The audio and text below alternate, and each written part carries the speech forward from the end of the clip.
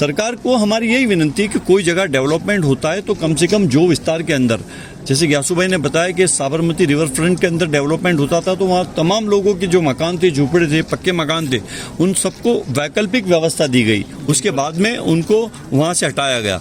तो सरकार से हमारी यही विनती है कि कोई जगह आपको विकास करना है तो विकास के लिए हम कोई अड़चन नहीं पहुंचाना चाहते, हम रुकावट नहीं करना चाहते, लेकिन विकास इस तरह से हो कि जहां किसी का आसिया ना उजड़ जाए, किसी का घर समझो बेकार हो जाए, वो परिवार फुटपाथ पे आ जाए, रोड पे आ जाए, इस तरह का कोई विकास नहीं होना चाहिए। चाहे मंदिर भी हो, और मंदिर भी सरकारी कचहरी का रजिस्टर है, तो मंदिर, मस्जिद, दरगाह या मदरसे कोई भी चीज हो तो उसको तुमको डिमोलिश नहीं करना चाहिए। आपके देश लाइव की जो हमेशा लोगों को जागरूक करने का भी काम करता है, गरीबों की, मजलूमों की आवाज को उठाता है, तो मैं आपके माध्यम से पूरे गुजरात के हिंदू, मुस्लिम, सिख, ईसाई तमाम कम्युनिटी के लोगों को कहना चाहूंगा कि जहां कहीं पर भी धर्म जाति का भेदभाव भूले बगैर, क्योंकि इस बस्ती 14 नाला में तो दोनों भाई रह रहे, हिंदू भाई भी और मुसलमान भाई भी रह रहे हैं, तो वहां पर एक साथ मिलकर सबको इस नाइंसाफी के खिलाफ संविधान अधिनियम के लिए लड़ना चाहिए। गुजरात में कहीं भी, चाहे दाहोद हो, जूनागढ़ हो, पोरबंदर हो, बेट द्वारका हो या भावनगर का 14 नाला विस्तार हो, ये तुम सिर्फ जिन लोगों पे होता है उनके ऊपर मत छोड़ो।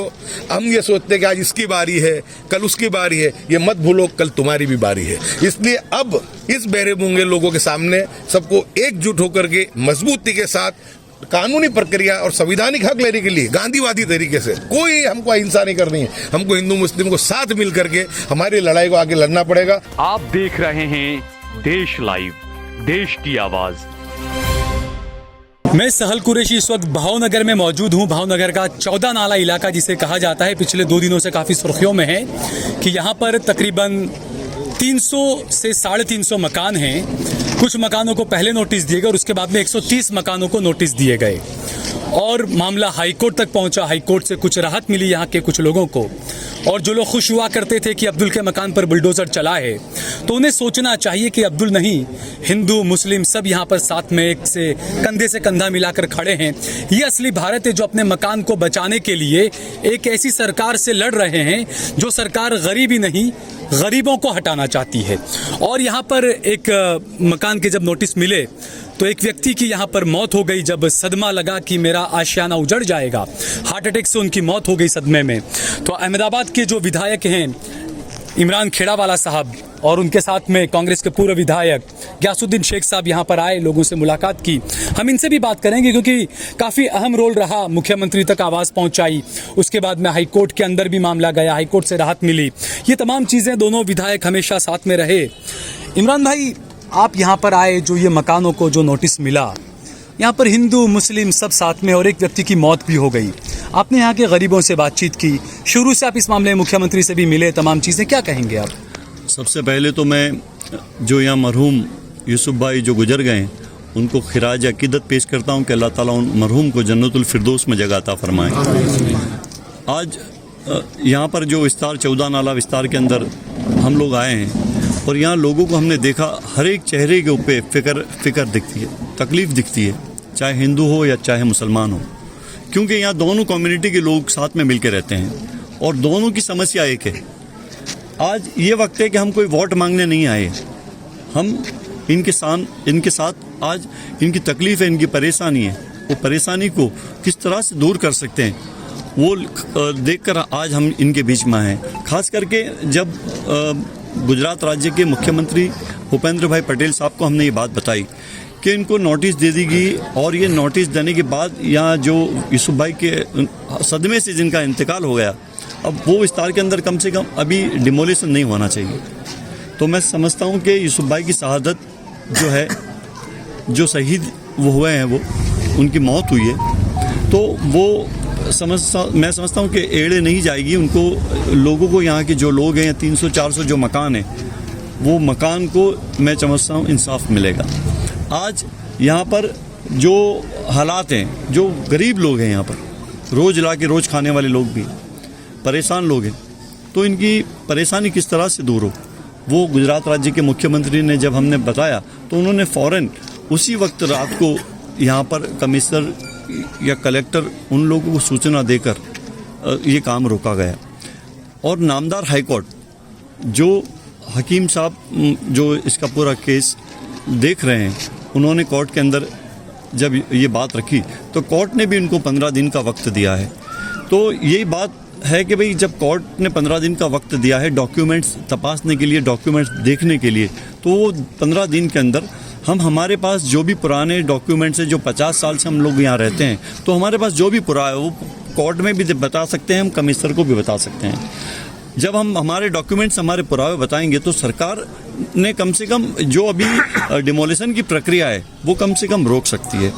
सरकार को हमारी यही विनती है कि कोई जगह डेवलपमेंट होता है तो कम से कम जो विस्तार के अंदर, जैसे ग्यासू भाई ने बताया कि साबरमती रिवर फ्रंट के अंदर डेवलपमेंट होता था तो वहाँ तमाम लोगों के जो मकान थे, झोपड़े थे, पक्के मकान थे, उन सबको वैकल्पिक व्यवस्था दी गई। उसके बाद में उनको वहाँ से हटाया गया।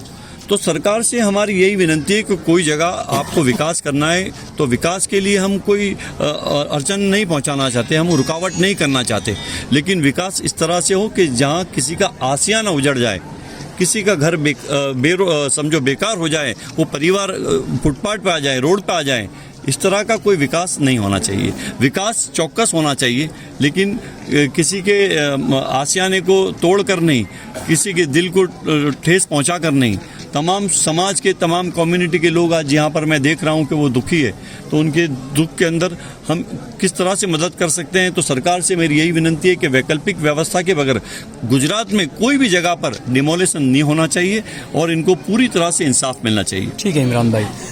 ग्यासू भाई हमारे साथ में मौजूद है। ग्यासू भाई, सबसे पहले आपने आवाज़ उठाई थी जब द्वारका में और तमाम बुलडोजर चला, तब आपने कहा था कि मानवीयता के आधार पर भी, और दूसरा सुप्रीम कोर्ट की गाइडलाइन का भी आपने हवाला दिया था कि वैकल्पिक व्यवस्था की जाए। इमरान भाई ने जो कहा, आपने बहुत पहले बातें कही थी। मैं यहाँ पर घुमा कई लोगों में मैंने देखा, एक लड़का है जो आर्मी में है, वो इस वक्त अरुणाचल में उसकी पोस्टिंग है, उसका मकान भी यहाँ पर है। एक लड़का है जो बिल्कुल दोनों पैरों से बिल्कुल विकलांग है, वो उसका भी मकान यहाँ पर, उसका कोई है नहीं, उसकी 70 साल की 60 साल की बूढ़ी माता है। तो ऐसे गरीब लोग हैं यहाँ पर। हाँ, बिल्कुल। पिछले 6 महीने से जब से इस सरकार को 156 सीट मिली है, उसके बाद से सरकार का रवैया जो था वो गुजरात के गरीब मध्यम वर्ग के लोगों के आवाज़ सुनने का नहीं रहा है।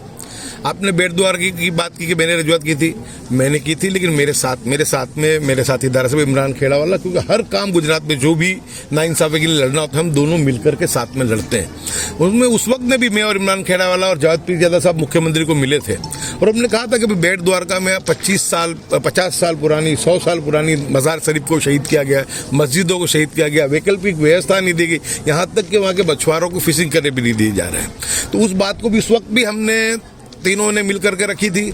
उसके बाद जब दाहोद की घटना आई कि 200 साल पुरानी मस्जिद को जब शहीद किया गया, उस वक्त भी इमरान भाई ने और मैंने मिलकर के इसके बारे में आवाज़ उठाई। इन्होंने नहीं माना, रात को 2 बजे उसको डिमोलिशन कर दिया, नगीना मस्जिद को। दूसरे दिन जब कोर्ट में बात गई तो कोर्ट ने भी उस वक्त में ये कहा कि यथावत स्थिति उसकी बनाए रखो, लेकिन अब वो जगह पर वह शहीद हो गया। लेकिन वो अकेला मस्जिद भी नहीं थी, 8 छोटे मंदिर भी थे। तो हमारी बात तो यही है कि वक्फ बोर्ड में रजिस्टर हो, जिनके डॉक्यूमेंट हो, और चाहे मंदिर भी हो, और मंदिर भी सरकारी कचेरी का रजिस्टर है, तो मंदिर, मस्जिद, दरगाह या मदरसे कोई भी चीज़ हो तो उसको तुमको डिमोलिश नहीं करना चाहिए। उसके बाद जूनागढ़ की घटना हुई, जूनागढ़ के अंदर वहाँ पर भी सब डिमोलिश कर दिया गया रातों रात। हाईकोर्ट ने उसमें तो कहा था कि यहाँ पर मौखिक रजूआत, हाईकोर्ट ने ऑर्डर दिया था कि भाई इसके अंदर तुम जो है कोई भी कार्रवाई नहीं करोगे, लेकिन वो कार्रवाई भी इतवार रात को देर रात वहाँ पे कर दी गई। अब यहाँ की घटना आई, ये घटना यानी एक घटनाओं का एक सिलसिला शुरू हो गया ये।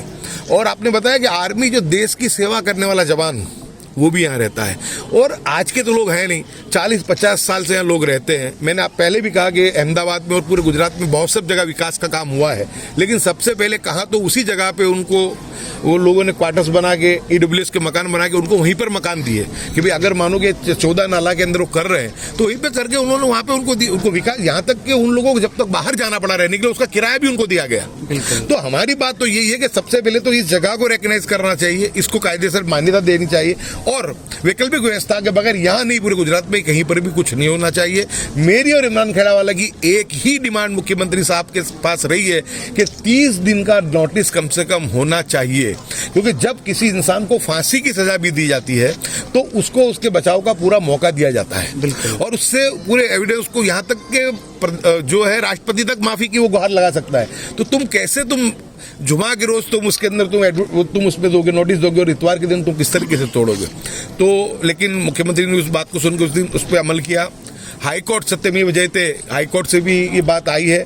लेकिन मैं आप लोगों के, आपके देश लाइव की जो हमेशा लोगों को जागरूक करने का भी काम करता है, गरीबों की मजलूमों की आवाज़ को उठाता है, तो मैं आपके माध्यम से पूरे गुजरात के हिंदू, मुस्लिम, सिख, ईसाई तमाम कम्युनिटी के लोगों को कहना चाहूँगा कि जहाँ कहीं पर भी धर्म जाति का भेदभाव भूले बगैर, क्योंकि इस बस्ती 14 नाला में तो दोनों भाई रह रहे हैं, हिंदू भाई भी और मुसलमान भाई भी रह रहे हैं, तो वहाँ पर एक साथ मिलकर सबको इस नाइंसाफी के खिलाफ संविधान अधिनियम के लिए लड़ना चाहिए। सबसे अच्छी बात यह है कि 14 नाला विस्तार के अंदर की घटना है, लेकिन पूरे भावनगर शहर का मुस्लिम समाज, पूरे भावनगर का जो हमारे हमारे हिंदू समाज के लोग हैं, जो राणा समाज के जो लोग हैं, जो वो लोग, तमाम लोग आज सर्किट हाउस में मीटिंग हुई, सभी कौम के लोग आए, हिंदू समाज के लोग भी आए, मुस्लिम समाज के लोग भी आए, और उन्होंने मिलकर के उनको साथ देने का काम किया। क्योंकि 14 नाला विस्तार के लोगों का प्रश्न नहीं है, ये पूरे गुजरात के अंदर संविधान बचाने का प्रश्न है। तो मैं बहुत शुक्रगुजार हूँ, और ये मैसेज है पूरे गुजरात के लोगों के लिए कि जब नाइंसाफी चल रही हो, संविधान का अवहेलना होती हो, लोगों के इंसाफ से वंचित किया जाता हो, ऐसे वक्त में सब लोगों को गांधी चिंध्या मार्ग से इकट्ठा होकर के काम करना पड़ेगा। सिर्फ 14 नाला के जो लोग हैं उनको तुम उन पे मत छोड़ो, पूरे भावनगर के तमाम इंसाफ परस्त लोग हैं, जो हिंदू मुस्लिम तमाम मिलकर के इस मुद्दे को उठाना चाहिए। 15 दिन कल पूरे हो जाएंगे, 15 दिन पूरा होने में देर नहीं लगेगी, आंख के पलकारे में पूरे हो जाएंगे। लेकिन इसके आगे की भी कार्रवाई करने के लिए हमें तैयार रहना चाहिए। सत्यमेव जयते, हमें पूरा भरोसा है हमारी न्याय प्रणाली के ऊपर कि सरकार भले बहरी मूंगी अंधी हो गई हो, लेकिन आज भी हमारी कोर्टों से हमको इंसाफ मिलता है और उम्मीद है कि इंसाफ मिलेगा। लेकिन फिर से आपके माध्यम से कहूंगा कि गुजरात में कहीं भी, चाहे दाहोद हो, जूनागढ़ हो, पोरबंदर हो, बेट द्वारका हो, या भावनगर का 14 नाला विस्तार हो, ये तुम सिर्फ जिन लोगों पे होता है उनके ऊपर मत छोड़ो। हम ये सोचते हैं कि आज इसकी बारी है, कल उसकी बारी है, ये मत भूलो कल तुम्हारी भी बारी है। इसलिए अब इस बहरे मूंगे लोगों के सामने सबको एकजुट होकर के मजबूती के साथ कानूनी प्रक्रिया और संवैधानिक हक लेने के लिए गांधीवादी तरीके से, कोई हमको अहिंसा नहीं करनी है, हमको हिंदू मुस्लिम को साथ मिल करके हमारी लड़ाई को आगे लड़ना पड़ेगा। और 15 दिन की तैयारी आज ही से लोग करेंगे। और जिस तरीके से मैं फिर से मुबारकबाद दूंगा भावनगर के रहने वाले हिंदू मुसलमानों को कि एकजुट मिलकर के 14 नाला के लोगों को उन्होंने मदद की है, इसी तरीके से पूरे गुजरात के लोग कहीं पर भी नाइंसाफी हो तो तमाम लोग इकट्ठा होकर के इसके अंदर साथ में मिलकर के नाइंसाफी के खिलाफ आवाज़ बुलंद करें। तो मैं मानता हूं कि जब आवाम की आवाज़ होती है और लोगों की आवाज़ ताकत में होती है, उसमें जब सच्चाई और हक होता है, तो उसमें कुदरत की भी मदद होती है। और इंशाल्लाह मुझे उम्मीद है कि यहाँ पर भी सब लोगों को इंसाफ मिलेगा। सवाल इतना ही है कि सब मिलजुल कर मिल के एक साथ हाथ से हाथ मिला के इस लड़ाई को लड़ें। ठीक है, बहुत बहुत शुक्रिया हमसे बात करने के लिए।